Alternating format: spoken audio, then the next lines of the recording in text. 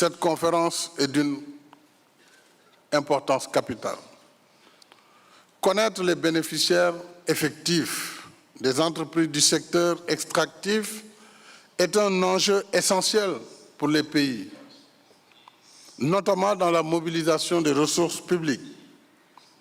En effet, la transparence des bénéficiaires effectifs permet de lutter contre l'évasion fiscale, contre la corruption, les conflits d'intérêts et les flux financiers illicites. Elle permet surtout d'améliorer le climat des affaires.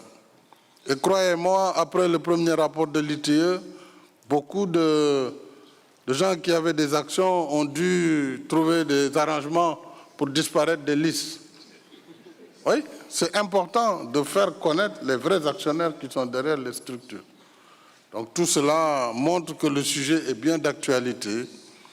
Et je voudrais donc vous dire que, comme vous l'avez rappelé, selon toutes les estimations, les pays en développement perdraient plus de 1 000 milliards de dollars chaque année en raison de la corruption, en raison des transactions illégales, en raison, bien sûr, de l'évasion fiscale, dont beaucoup impliquent des sociétés anonymes.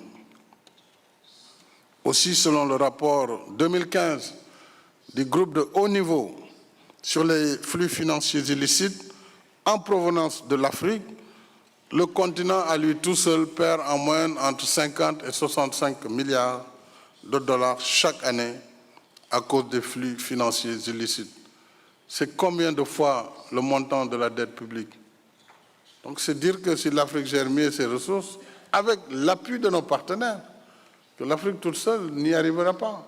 Je pense que nous ne parlerons plus en ce moment d'aide publique au développement, parce que nous aurons toutes les ressources pour assurer notre développement et surtout garder nos enfants sur notre territoire, ce qui éviterait d'alimenter des réseaux criminels pour l'immigration clandestine.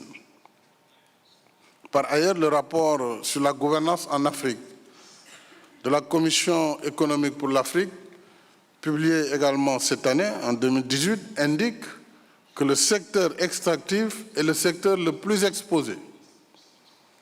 À l'évidence, l'exploitation et la gestion des ressources naturelles doivent être transparentes, viables, équitables et soutenables, de façon à assurer durablement le bien-être des populations.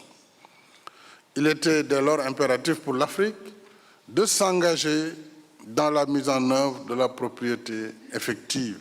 Cette conférence nous donne l'occasion d'échanger sur nos expériences liées au cadre juridique et au registre public visant à collecter et à publier des informations concernant les propriétaires réels des entreprises extractives.